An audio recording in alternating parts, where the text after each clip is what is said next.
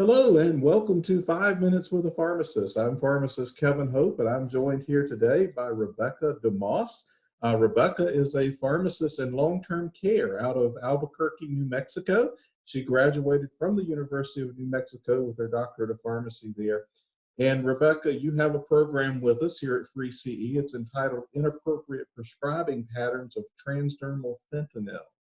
And I'm assuming that this is probably something that you have seen in practice and sort of have a passion for.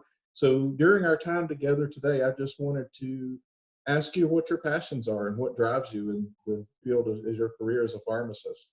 Well, that sounds great. Well, and first, thank you so much for interviewing me. And yes, I do have this program with freeCE, and we have another program that's coming up in March 20th, if people want to document that on their calendars and make a mental note. But yes, it has become one of my passions.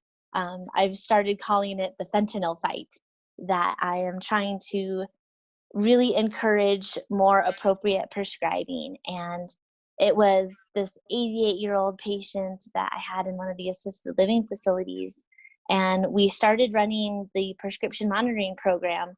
And I detected that he was completely opiate naive and he was going to get the 25 microgram patch. So understanding and knowing the culture of the assisted living, I knew that if we dispensed it, it would have resulted in a fatality. So it's been this passion because I knew that I saved his life. And I knew that I had this unique ability as a pharmacist, being in long-term care, to educate others. And so I created this presentation. It kind of goes over the three main trends of inappropriate prescribing. But to really answer your question of what drives me as a pharmacist, I kind of already touched on it, but it's our unique ability to give back to the community and touch people's lives.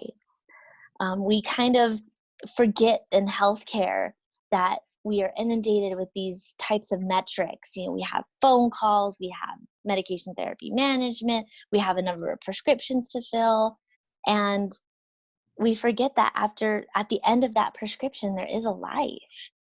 And there's times where I come home and I'm upset about this or I'm upset about that, and my husband reminds me, but you got to save a life.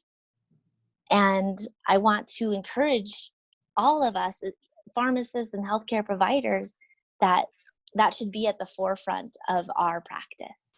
And I know that we forget that, but if we take that moment, then we can have a better practice. We can continue to touch lives and educate more. And then hopefully reduce, like with fentanyl, reduce inappropriate prescribing, reduce unnecessary deaths. So that is what really drives me as a pharmacist. And I remember going into school, people would ask me, why do you want to even become a pharmacist?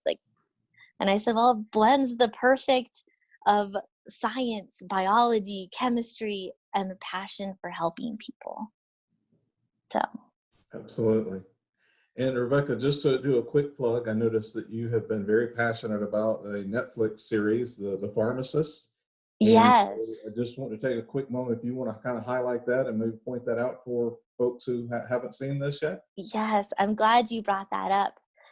If people haven't seen the show yet, it is a wonderful documentary. His name is Dan Schneiber. He was a pharmacist out of Louisiana, and he was one of the pharmacists on the main front lines of the beginning of the OxyContin epidemic. So what he was seeing in his town was the start of the inappropriate prescribing, the addiction patterns, and then unfortunately Purdue's approach to advertising for OxyContin. And this documentary really resonated with me because it showed the power of one person. And what he was able to do is he stopped a pill mill. He became part of the local associations and made new laws and regulations regarding pill mills and pain clinics.